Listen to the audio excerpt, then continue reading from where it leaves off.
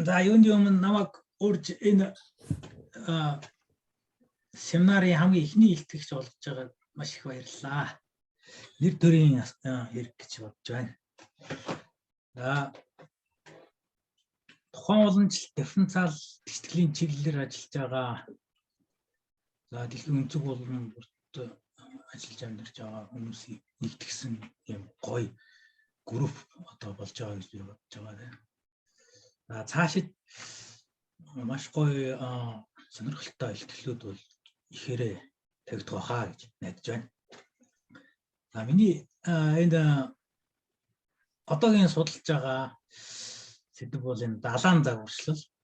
За ерөнхийдөө бол далайн математик загварчлал, симуляц одоо тооцоонууд байж байгаа. За энэ илтгэлээр би бол за энэ далай болон агаар мандлын динамикийг ямар ихтгэл илэрхийлэх юм бэ?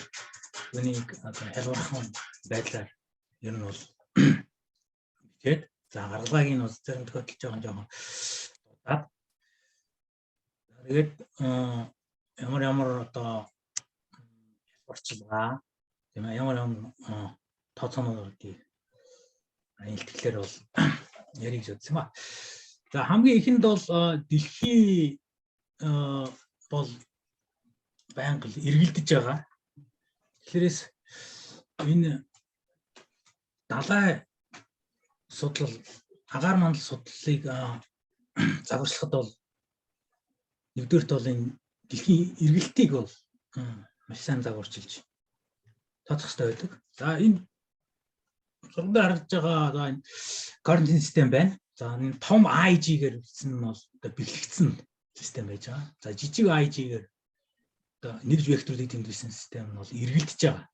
За энэ дээшээгээ за омега t гэсэн хугацаагаар за энэ координат систем бол эргэлдэж байгаа. За энэ эргэлдэж байгаа координат системд энэ векторуудын нэгж векторуудын тийм координат системийн нэгж векторуудын ховролт бол за энэ эргэлтийн ховролтоор бол ингээд нар бол амархан бичиж болно.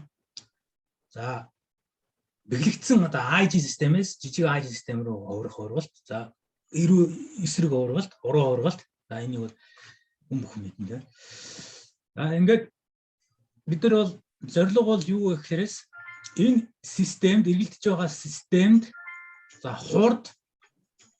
хурдтгал яаж өөрчлөгдөх вэ? Хоорондын холбоо нь юу вэ гэдгийг бол ихлээр тооцох шаардлагатай юм л да. За ингээд за R тийм ээ. Bold R-аар бичсэн энэ бол байрлалын вектор гэж үзье. За хоёр координат систем байгаа учраас нэ хоёр координат системд хоёуланд нь бол бичиж болно. Энэ R векторын компонентууд одоо координатууд бол мөн адилхан нэг эргэлтийн хуулиар бол бичигдэнэ. Жижиг x y тийм ээ. Том x y. Энэ чинээс жижиг x y нь бол нэг эргэлдэж байгаа координатын систем байж байгаа. За энэ координатаас хугацааны уламжлал авах юм бол за ийм байдлаар гарч ирнэ. За ингээд энэ x-с хугацаагаар авсан уламжлал, y-с хугацаагаар авсан уламжлал бол за эргэлдэж байгаа системийн хувьд хурд болно тийм ээ. За хоёр хэмжээстэй тийм хурд. За үнийг бол бас жижигхэн за u-гээр тэмдэглэчихье. За энэ бол энэ юугаас бол ялгаатай байна. Харин энэ нь бол тоддоор бичсэн байгаа тийм. Энэ бол тод биш. Энэ мөн адилхан бэхлэгдсэн координат системд бол за том u-гаар тэмдэглэх юм бол за ийм хоёр байж байгаа. Энэ хоёрын хоорондын холбоог амархан гаргаж авч болно. За үүнд бичсэн тийм ээ IG-гээс жижиг IG руу эргэлтийн системийг эргэлтийн хургалтыг бол бичсэн байж байгаа. Тэгэхээр энэ IG энэ том IG-ийн хооронд нөгөөдгөө орлуулад ингээд эргэлдэж байгаа координат системдээ ингээд ургаад эргэлдэж байгаа координат системд координатуудыг нь тооцох юм бол за энэ том UV-гээр хийж байна тийм. За U нь бол энтэй тэнцүү. За энэ өмнө нь бол бид нар энийг олцсон байж байгаа. Энд байж байгаа тийм энд байж байгаа. Тэгээс энийг орлуулад энийг тэнд хаашаа орлуулах юм бол UV том U жижиг U хоёрын хоорондын холбоо. За ингээд. Тэгээс хурд бол ингэж хоорондоо холбогдож байна. Эргэлдэж байгаа координат систем. Эргэлдэж байгаа болон бэхлэгдсэн координат систем тийм ээ. Хоёр байдлаар. За энэтэй маш адилханаар за хурдтгалыг бол бас ахаад уламжлал аваад өмнөхөөсөө өмнөх координатаас ахаад 2 удаа уламжлал аваад бас яг адилхан нөгөө координатын хуралтай хийгээд явах юм бол за энэ том А бол тийм ээ бичлэгдсэн системийн хордтол байж байгаа. Энэ том хаалтан дотор байж байгаа энэ хийжтгүүнийг бас олуулж болно энэ дээрээс тийм ээ. Яг адилханаар. Ингээ орлуулад тавих юм бол за том А болон жижиг А, том Б болон жижиг Б-ийн хоорондын холбоо. За эсрэгээс нь ингээ хоорондын холбоог бол ингээ олчихно. За тэгэхээр хордтол бол ингээд эргэлдэж байгаа систем болон бичлэгдсэн тавлан систем, координат системийн хоорондын холбоо бол ингэж харагдаж байна. Энд бол хоёр одоо гишүүн байна. Хоёр төрлийн гишүүн. За эхний гишүүн нь бол за 2 сигма V, 2 сигма U, нөгөөх нь сигма квадрат. За эхний энэ хэмжигдэхүүн бол за хурд болон одоо эргэлтийн тийм ээ өнцгтөө хамааралтай хэмжигдэхүүн. Энийг бол корреляцийн хордтол гэж байгаа. Хоёр дахь нь бол за координат болон одоо эргэлтийн өнцгийн квадраттай пропорционал хэмжигдэхүүн. За энийг бол одоо төөс цугтаах хордтол гэж ингэж хэлж байгаа. За энэ хоёр хэмжигдэхүүнээр бол ялгаа нь бол гарч байна тийм. За ингээд эргэлтийн векторыг бол тодорхойлдог. За өмнө нь бол яг бид нар эргэлтийн векторыг бол өмнөх зурган дээр бол дүрслээгүй. Эргэлтийн векторыг бол бид нар бол ерөөдөө тухайн систем хоёр хэмжээтэй координат системдээ перпендикуляр байдлаар тийм ээ. 3 дахь векторыг сонгоод түүнийг үржих нь ямар нэг хэмжигдэхүүн бол тэр бол эргэлтийн нэг өнцөг болж таардаг.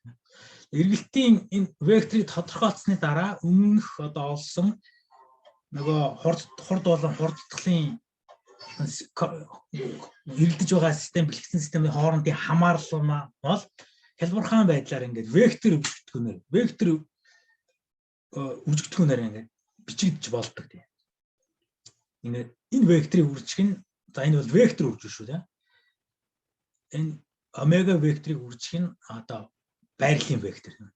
За энэ хурдтлын хувьд бол бас юм байж байгаа. За ингээд тооцоод үзэхэд бол яадаг вэ гэхлээрээс ямар нэгэн тийм ээ эргэлтийн системд тийм ээ хугацаагаар авсан уламжлал бол юу гэдэг тэнцүү байх хэрэгтэй гэхлээрээс энэ операторыг үйлчлэх юм бол за тэр системд хувьд хурд болон хурдтгал за тэрний дараагийн хэмжигдэх юм байвал ахаад энэ оператор үйлчлэх юм дараагийн хэмжигдэх хүмүүс гарч ирэх болохоор энэ операторыг ер нь бол үйлчлэх юм бол хурдтгал хамаалал гарч ирж байна гэж харж болж байгаа юм. Өмнө нь бол ярьсан өмнө нь дурдсан төөс цугтаах хүч гэж байна. Төөс цугтаах хүч бол за татгалцлын хүч гэж юм байна тийм. Татах хүч тийм. Татах хүчтэй харьцуулах юм бол маш бага байна. Дэлхий бол энэ эргэлтээсээ болоод одоо яг бөөрнхий гэж хэлдэг. Жохон юм 100 байдалтай.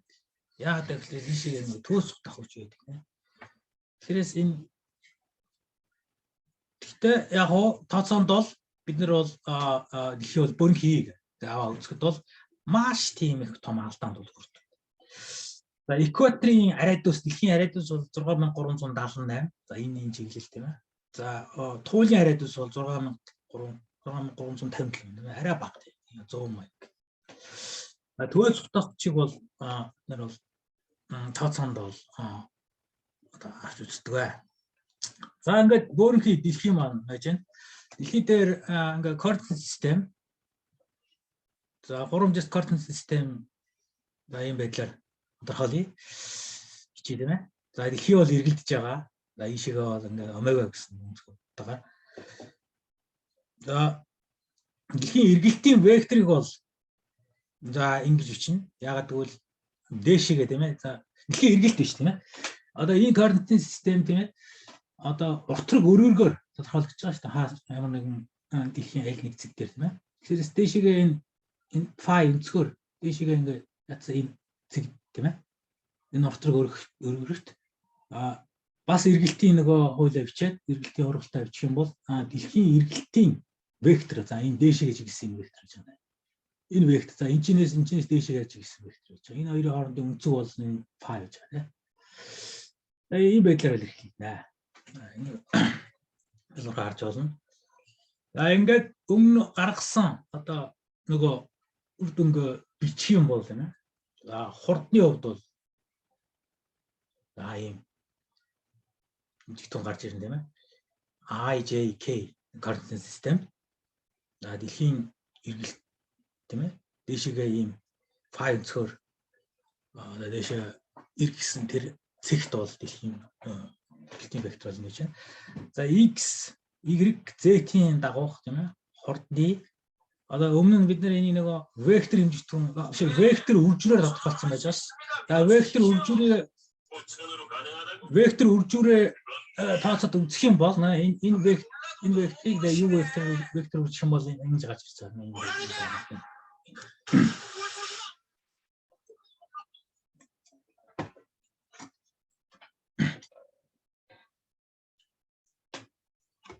Энд байгаа за хоёр төрлийн ер нь бол хэмжигдэхүүн байна. 2 омега cosine phi, 2 омега sinus phi. Энэ хоёрыг бол тус тусад нь бол авч үздэг f од гэдэг. За эхний энэ f 2 омега sinus нь бол sinus phi нь бол корреляцийн параметр гэж үнэхээр хэлдэг.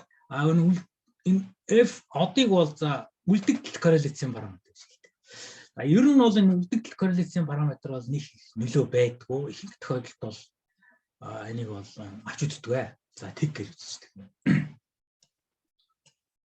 За энэ f тийм ээ корреляцийн параметр бол дэлхийн одоо экватороос хойно бол нэмэх тийм ээ. Мэдээж синус фагийн тэмдгээр тодорхойлогдно.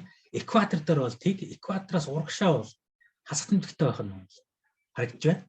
Тэгэхээр экватор дээр бол тэг учраас ямар нэгэн одоо дэлхийн эргэлт тийм ээ эргэлтийн нөлөө одоо бол далайн урсгалд бол нөлөөлөхгүй тийм байна.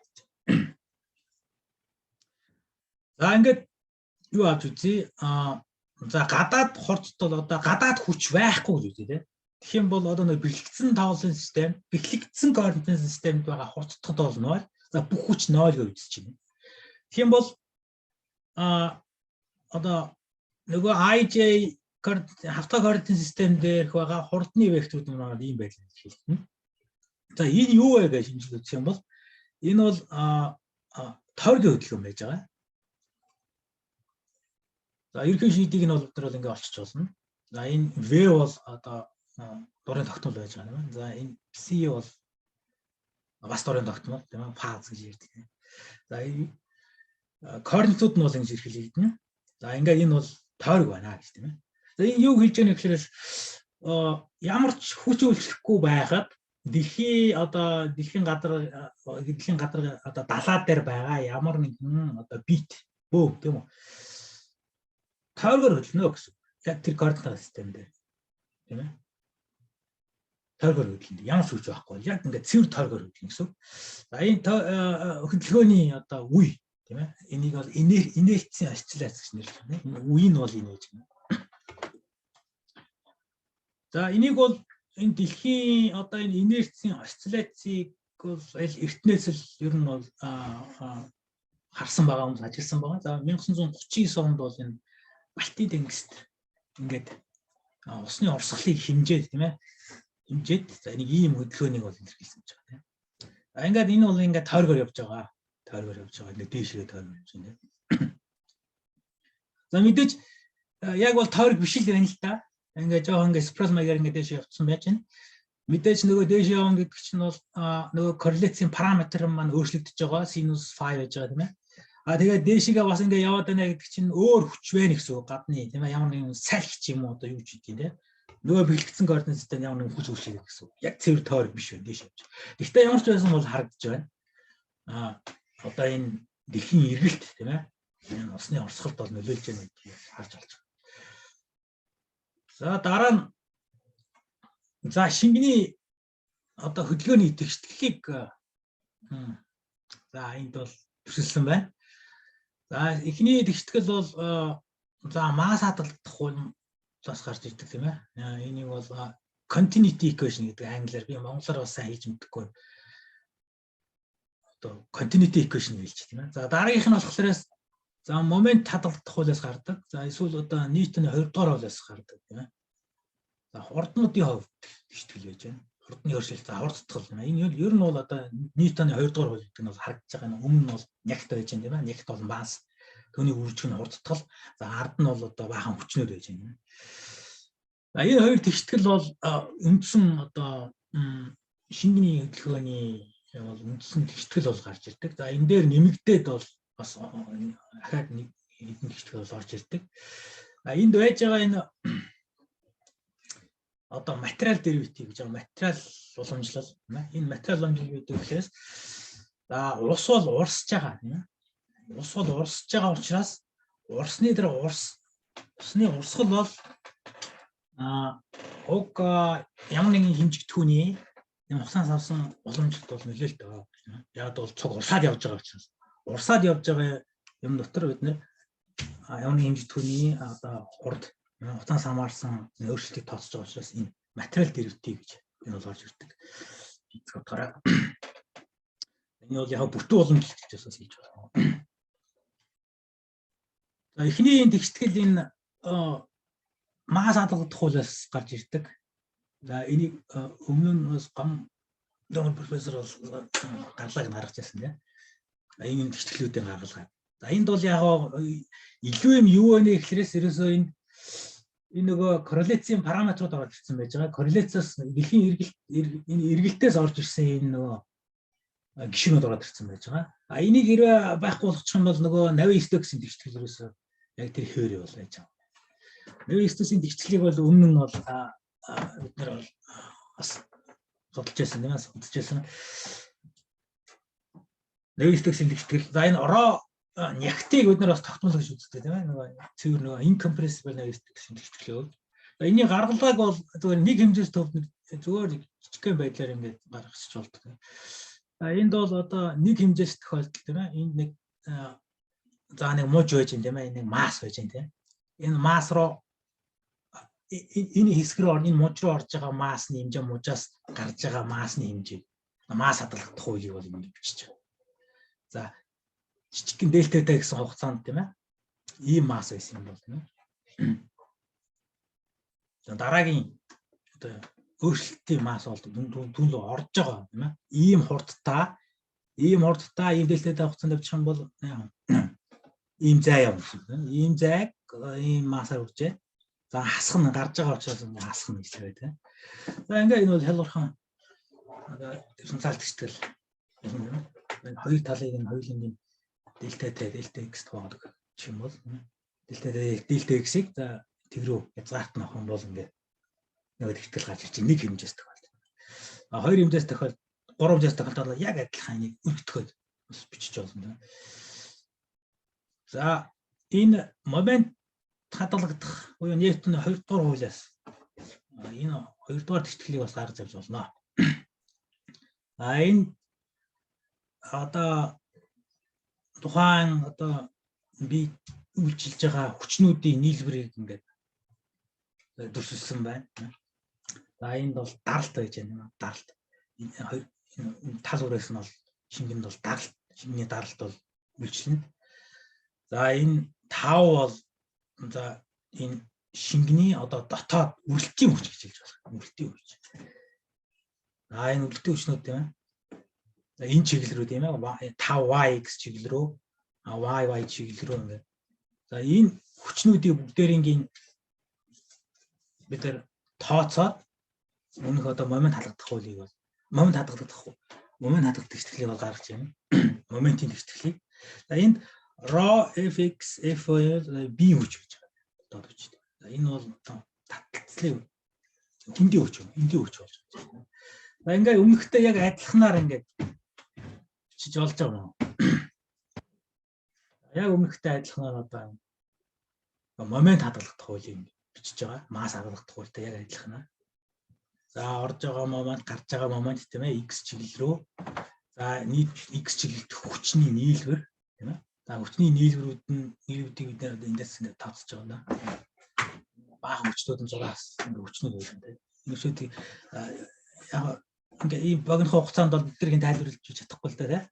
За ерөнхийдөө бол ингээд хүчнүүдийн нийлбэрийг нэмээд тийм ээ За дельта x, дельта y, дельта t хуваахлаар хоёр хэмжээс одоо тохиолдолд нөгөө момент хадгалах моментийн тэгтгэл алгарч ирж байгаа юм. Ингээ дайн тэгтгэл тийм ээ. Масс бодчаад момент бодчаад ингээ гурван тэгтгэл, дөрвөн тэгтгэл болж байна тийм ээ.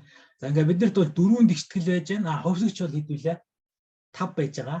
За хурдны 3 вектор нягт байж байгаа. Энэ даралт байж байгаа. Ингээ 5 тэгтгэл байж байгаа. 5 хөвсөгч байж байгаа. 4 тэгтгэл байж байна. Нэг тэгтгэл хэрэгтэй байдаг. Нэг тэгтгэл бол хэрэгтэй байгаа.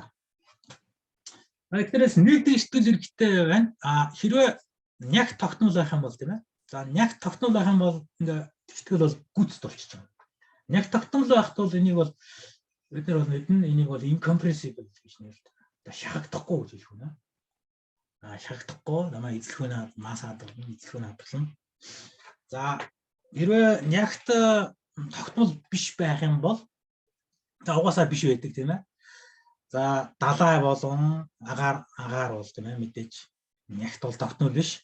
Тэгэхээр нэмэлт одоо хуулиуд орж ирнэ. За эхний энэ 70% үзье тийм ээ. 70% бол нягт бол за энэ шухуун байдлаар ерөнхийдөө бол ингэж авч үздэг. Нягт бол температур болон одоо давсны хэмжээ гэж байна. Салинити. Давсны хэмжээнээс бол ингэж урдаа гэж байгаа. За давс x-д байх юм бол нягт x-д явна. G нэмэгдээд ирнэ тийм ээ. Температур x-ийн бол за жим бол юу байгаад байдаг? Багасаад байдаг тийм ээ. Уур болж дэгддэг. Тэгэхээр энэ хуулийг бол яг хямрхан байдлаар ингэж ихэнхдээ бол ингэж бичдэг. Энийг бол маш их юу яах хэрэгтэй бас яригтай байдлаар бичих хэрэггүй л да янз бүрийн хууль оруулж байгаа. За энэ хууль бол ихэнхдээ бол үйлчлэлтэй гэх шугам хууль гэж байна. Дараад нь бол энерги хадгалагдах хуулиас за температурын хувьд бол энэ тэгтгэлийг бол гаргаж авч болдог. За энэ бид нар энэний гарах юуг нь бол одоо энэ авч үзэх хэрэггүй л байна. Биц гаргалаа энэ бол арай авч үзэх яг. За энэ дараад нь бол давс байж байна тийм ээ. За давсны хувьд бол энэ бас одоо тэгтгэл тийм ээ.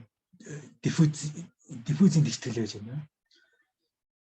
За далайн усны хувьд бол энэ дундаж нягт бол нэг иймэрхүү байдлаа гэсэн. 1028 кг гоохоо метр квадрат. За температур бол ойролцоогоор 10 градус. Гэхдээ яг 4 градус л байдаг гэсэн л да. Яг энд байж байгаа энэ тогтмолыг бол ерөнхийдөө бол сонгож авдаа. Альфа болон бета коэффициент. Ер нь манай энэ дэлхийн далайн усанд бол ийм коэффициент бол ер нь бол хэмжигдэж гарч ирсэн байдаг юм. Байт юм лээ.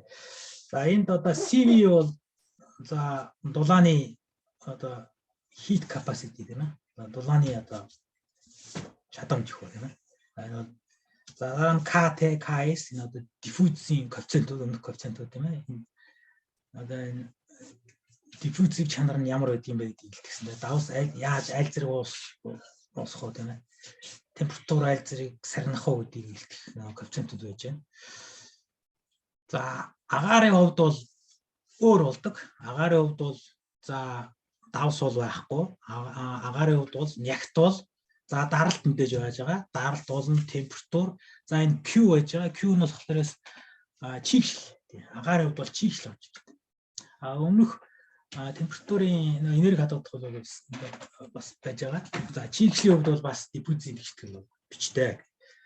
За мэдээж агаар мандлагын хувьд бол нэлээд яригтай болж ирдэг. За ууршилт болон одоо конденсац явагддаг учраас энэ чигшлийн энэ хөвсгчийн хувьд тэгтгэл бол нэлээд яригтай болж ирдэг. Энийг бол цаг агаар судал метеорологийн одоо мэргэжлийн сурах хүчтэй зүйл харж байна л да. Энд бол яг энд гэж яг ер нь бол зүгээр нэг энгийн байдлаар ингээд тодорхойлж болох юм аа. Чигшил бол сарнаа тийм ээ. Давстай адилхан. За ингээд үзчих юм бол агаар мандал болон далайн хувьдах ингээд тэгшгэлүүд бол ингээд бол гүйцэд болж байгаа маа. Нэмэлт одоо энэ нэмжтгэн нүдийг оруулж ирснээр. За бид нар яг энд энэ илтгэлд бол ерөнхийд нь далайн ус тийм ээ. Далайн урсгалыг загварчлалын тухай ярьж байгаа учраас бид нар яг энэ тэгштэглийг бол аваад байна.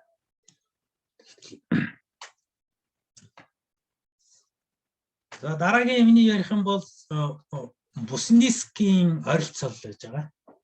За Бусницкийн ойролцоолд бол нягт бол дундаж утгаасаа бол маш бага өөрчлөлттэй байдаг гэсэн энэ үзэл байж байгаа. За энэ бол үнэхээр бол үнэн байдаг. Далайн хувцсны хувьд бол за харьцангуй өөрчлөлт нь бол ерөөсөө 1, 2, 3% дотор. Хамгийн ихэндээ нь бол 3% дотор байдаг. Агаар мандлын хувьд бол яг өөр л дээ. Агаар мандлын хувьд бол за мэдээж нягт бол маш их өөрчлөлттэй байж байгаа. Хамгийн их утгаасаа бүр агаар мандлаас дээшээ гараа авчих юм бол тэг хүртэл юм тийм ээ. Тэгтэл бол яг цаг уурын одоо шинжилгээнд бол одоо цаг уур нөлөөлдөг гол юмнууд бол хамгийн доод давхарт байдаг. Агаар мандлын хамгийн доод давхар тэр давхарт нь бол нягтын өөрчлөлт бол бас маш бага байдаг. Далайн устай адилхан. Тэгэхээр энэ Бусницкийн энэ ойролцоол бол далай болон агаар мандал хоёул нь адилхан авч үйлчлэлтэй Бусницкийн ойролцоолыг бол авч үздэг. За ингээд дунджаасаа маш бага дундчинд бол тогтсон бол тийм ээ. Өмнө бид нар 1023 үлээ тийм. Тэгж харагдсан. За энэ ро штрих бол одоо маш бага хэмжигдэх юм байж байгаа. Ро тэргээсээ бол тийм ээ. Ингээд за continuity тэгшгэлийг бичих юм бол тийм ээ. Масад тэгшгэлийг бичих юм бол за дараах байдлаар бичигдэж байна. Энд байж байгаа энэ ро штрих тийм ээ. За энэ ро штрих энэ сүүлийн хоёр гишүүн. Энэ хоёр гишүүн бол өмнөх гишүүнтэйгээ харьцуулахад бол маш бага байна гэдэг нь бол ойлгомжтой харагдаж байна. За яагаад гэвэл за ро штрихийн өөрчлөлт бол мэдээж ро тэгтэй харьцуулах юм бол ро штрихийн өөрчлөлт бол маш бага байх нь ойлгомжтой.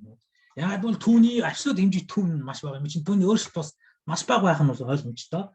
Хоёр дахь гишүүний тэгэхээр гурав дахь гишүүн бол тэг ойролцоогоор тэг. Хоёр дахь гишүүн хувьд бол бас мөн адилхан тийм ээ. Энэ хоёр адилхан хоёр хэмжигдэх юм байж байна. Энэ маш бага болсон учраас энийг бол ноо гэж болно. За ерөөсөө юу болж ийнэ гэхлээс энэ ингээд дивергенц гэж хэлдэг юм. Монголоор дивергенц нь бол 0 юм аа. Энд хамгийн ихний гишүүнээс бол гарч ирж байгаа. За моментийн тэгшгэлийн хувьд бол бас яг адилханаар ингээд авч үзээд моментийн тэгшгэлийг бол бичиж болно.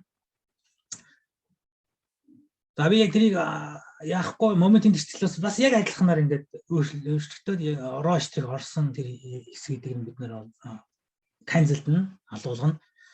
За дараад нь за нөгөө дотоод үрэлтийн хүчний нэмэ вискос стресс нэмэ дотоод үрэлтийн хүч байж байгаа. За эдгээрийг бид нэр энэ хурдны өөрчлөлт, хурдны одоо уламжлалтаа пропорционал байна гэдэг. Жишээ нь энэ бол Ньютоны шингэн болж хуурдаг. За Ньютоны шингэнгээ үзчихье. За мэдээж ихэнх тохиолдолд бол Ньютоны шингэн бол байдаг тийм ээ. За Ньютоны биш шингэн ч гэсэн бас зөндөө олон байдаг. Тэрээс хоёр хэмжээст одоо моментийн тэгштгэл бол дараах байдалтай болно. Ньютоны шингэн гэж үзээд Бусницкийнхаа нөгөө ойролцоолыг хэлчих юм бол тавьчих юм бол за ингээд хоёр хэмжээст хувьд бол хоёр хэмжээст тийм IJ координатанд бол болж байна. Тэгтгэл. За гурав дахь одоо босоо тэнгэлгийн хувьд тэгтгэл бол өөр болно. Энд бол шууд бол юугаа эргэлж болохгүй. Яагаад гэвэл түнд бол даралт орсон байж байгаа. За даралтыг бол за хамгийн эхлээд бол за босоо координатаас хамаарсан тийм ээ P0 гэсэн тийм ээ ийм хэмжигдэхүүний эхлээд тодорхойлдог. За энэ бол юу гэхлээрээс за ямар нэгэн тогтмол даралтаас хасах нь ρ0 GZ. За энд бол хүндийн хүчний хурдтал байж байгаа. За энэ юу гэсэн үг вэ гэхлээрээс яг тогтмол байсан ч гэсэн даралт бол өөрчлөгдөнө өндрөөсөө хамаарат. За жишээлбэл Z тэг байх юм бол хамгийн их даралт байж байна тийм. За Z ингээ өгсөд байх юм бол даралт багасаа явж байна. Энэ бол 70% бичигдсэн байж байна тийм ээ. Атмосферын хувьд бол бас адилхан бичиж болно тийм. Тэгэхээр яг тогтмол байсан ч гэсэн даралт бол юунаас хамаарат ингээд босоод нэрээс хамаарсан байдлаар ингээд бичиж байгаа тийм ээ.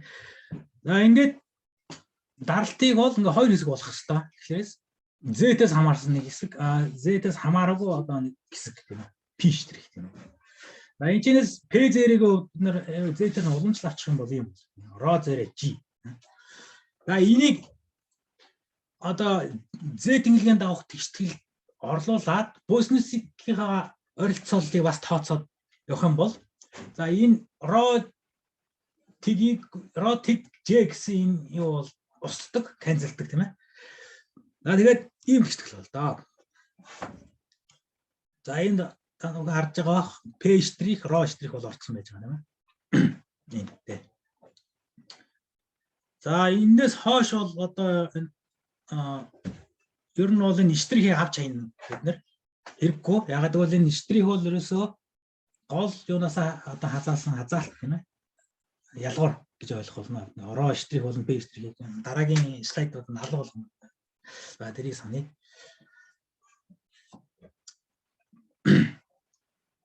За би түрүү хэлсэн нөгөө дивергенц нь 0 байгаа тийм ээ. Дивергенц нь 0 байхад бол температурын тэгшгэлд дивергенц орцсон явж ирсэн шүү дээ өмнө.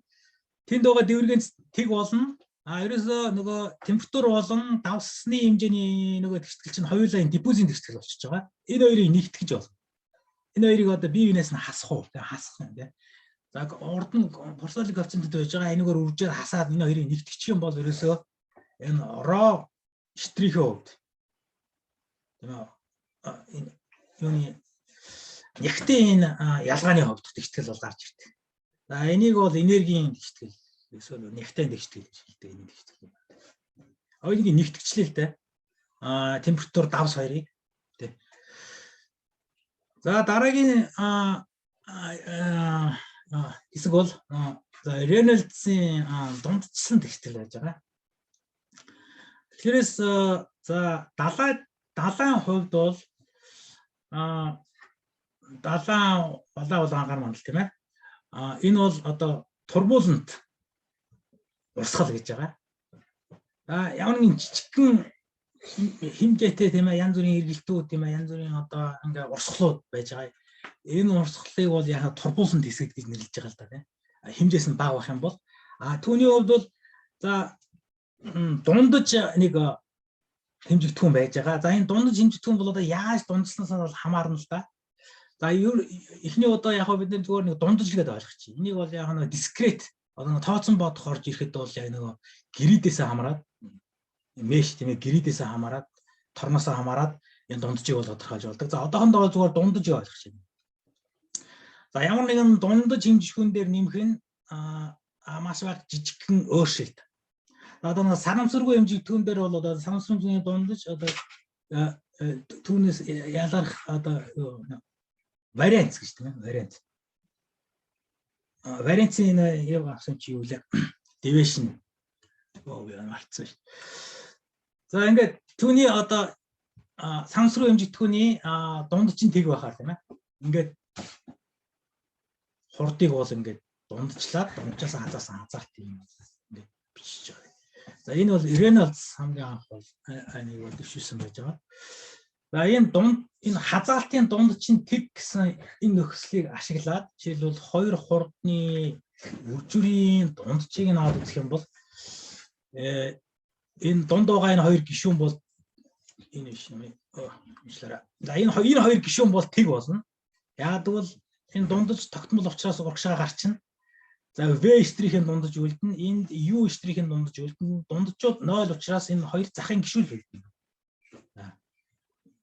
Тэрээс за энэ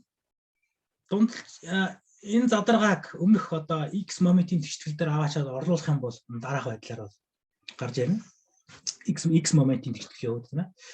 За энэ өмнөх тэгшгэлээс юугаар ялгаатай вэ гэвэл сүүлийн 3 гишүүн орж ирсэн байж байна. Сүүлийн 3 гишүүн. Одоо ялгарны 2 одоо U штрихийн үржирүүдийн дундчаас авсан X уламжлал. Энийг бол за энийг бол Reynolds-ийн стресс гэж нэрлэдэг. Энийг яагаад стресс гэж нэрлэж байна гэхээс За энд бол Лапласан байж байгаа. U-гийн дундчийн Лаплас байж байгаа. Тэгэхээр X-ийн уламжлалыг нэг уламжлалыг өмнө гаргаад ийм байдалтай хийж байна. Ийм байдалтай хийж байна. Тэрээс өмнөх одоо нэг дундчлаагүй байсан тэгшгэлтэй ингээ харьцуулах юм бол энэ юу болж байна гэхлээрээс нөгөө дотоод нөгөө үрэлтийн нөгөө хүчнүүдийн оронд арай өөр одоо хүч ороод ирсэн байгаа юм л да тийм. Тэрээс энийг бол юу ч гэхлээс Ньютоны шингэн бол биш болж хуурж байна. Дундчсны дараа. Одоо Ньютоны нөгөө шингэн чанараа одоо алдаж эхэлж байна дундчсны дараа тийм. За энийг нийттэн за энэ хаалтан доторх юмыг нийттэн бид нар бол нэг өөр нэг том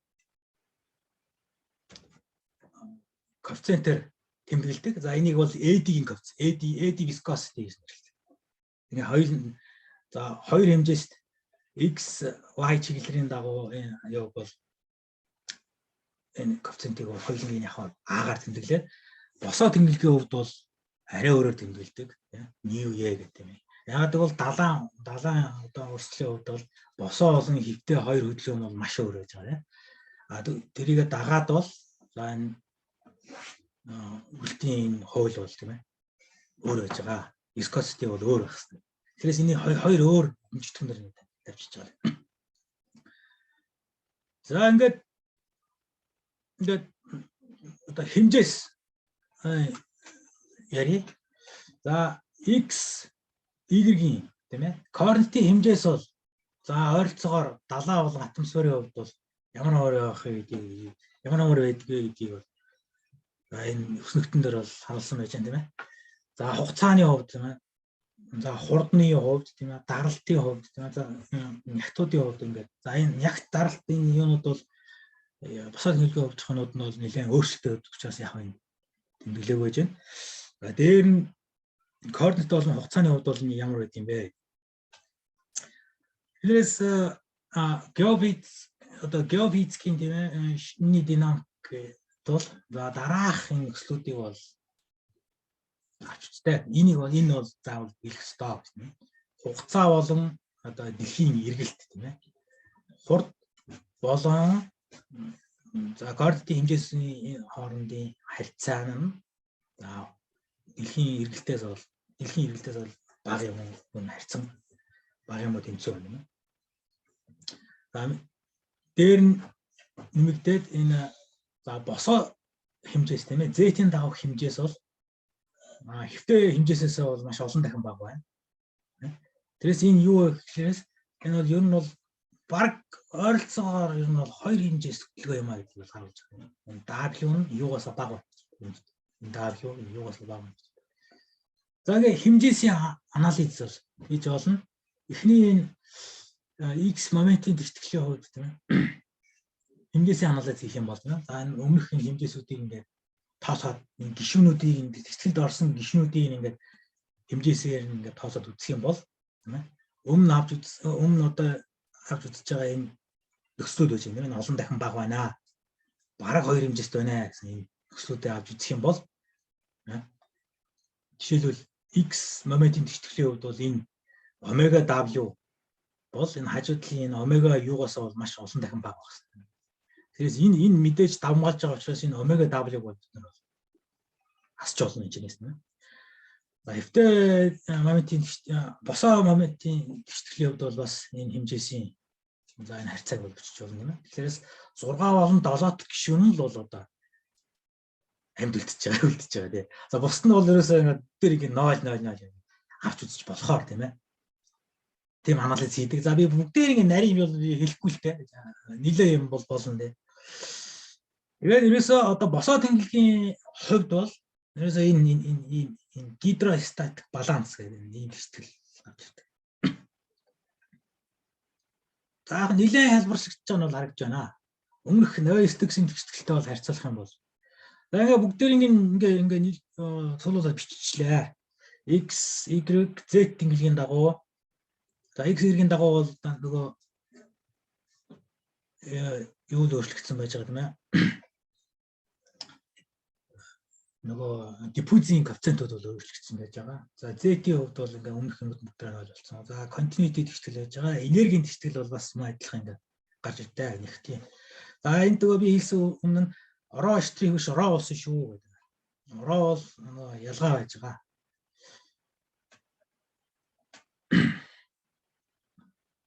За ингээд за геогийн эсхийн тэгштгэл буюу одоо примитив тэгштгэл гэж ярьж байгаа юм тийм ээ. Энэ примитив тэгштгэлийн хувьд бол чухал одоо тогтмолууд байдаг. За энэ тогтмолыг жишээлбэл яаж гаргаж авч байгаа гэхлээрээс тогтмолыг яаж гаргаж авч байгаа гэхлээрээс хамгийн чухал одоо хэмжигдэхүүн бол дэлхийн эргэлтэнд харгалзах одоо тэр Coriolis параметрыг агуулж байгаа тэр энэ гишүүн байж байгаа. За энэ гишүүнд бүгдээр нь хуваад өгч юм уу? Энэ дараах байдлаар байна. Энэ. За эхнийхийг нь бол за цаг temporal Rossby number гэж байна. Энэ temporal Rossby number юу гэхээр хурдыг хуваасан шүү дээ. Хурдны өөрчлөлтийг хуваасан тийм ээ. Тэгээс хурдны өөрчлөлт болон Coriolis-ийн хүч хоёрын хоорондын тийм ээ. Тэр хоёрын хооронд нь жишсэн энэ хэмжигдэхүүн байж байгаа. За дараагийнх нь болохоор U хуваах нь omega L. За энэ болохоор одоо advection term гэж байгаа. Тэр өмнө нь одоо энэ термийг бид нар бол advection term гэж нэрлэдэг. Энэ терм advection term болон correlation хүч хоёрын хооронд нь харьцуулсан харьцаа байж байгаа тийм. Тэрээс энэ U гэдэг нь эргэлт болон энэ advection хоёр хоорондоо яаж харьцах юм бэ гэдгийг энэ тоогоор бол бид нар бол тооцож болох юм аа. За энэ их байх юм бол яах вэ? Эргэлт нь бол бага болоо авчиж байгаа юм тийм. За дараагийнх нь бол Ekman-ийн номер гэж байна. Ekman-ийн номер бол за босоо техникийн хувьд үрэлт тийм ээ. Үрэлтний одоо чухал байна уу гэдгийг илэрхийлж байгаа. Тийм тоож байгаа. За ингээд ерөнхийдөө бол яг хөө тэгшгэлийг ингээ бичлээ. Тэгээ жижиг хэмжээсийн анализыг танилцууллаа. Гурван төрлийн яг энэс өөр тоонууд байгаа л да. Гурван төрлийн тоог бол дурдлаа тийм ээ. Тэгээд энэ за өмнө нь хэлсэн Navier-Stokes-ийн тэгштгэл байж байгаа тийм ээ.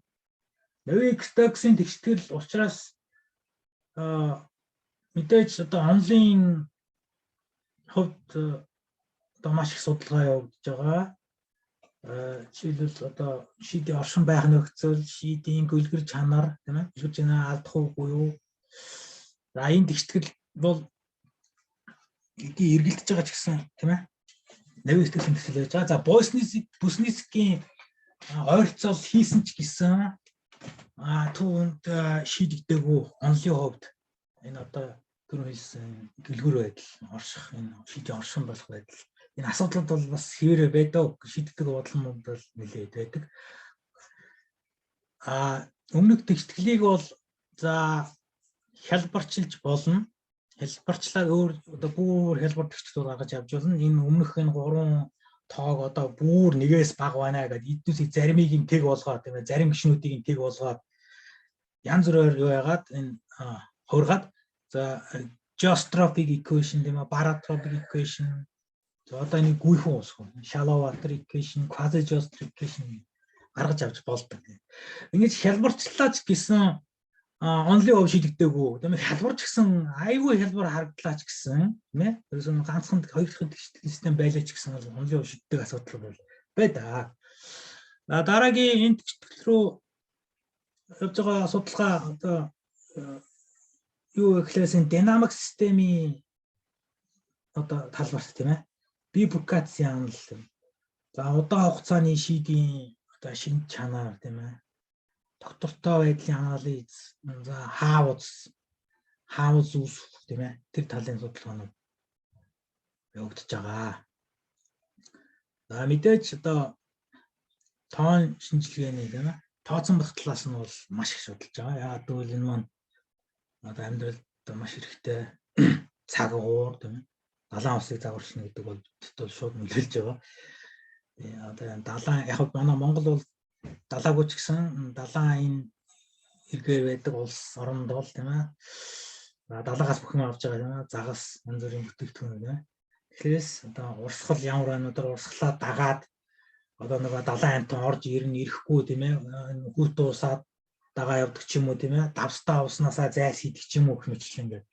За энэ бүхнийг тооцохын тулд одоо ингээд энэ урьдчилан тооцох тийм ээ. Prediction, одоо simulate, за data assimilation.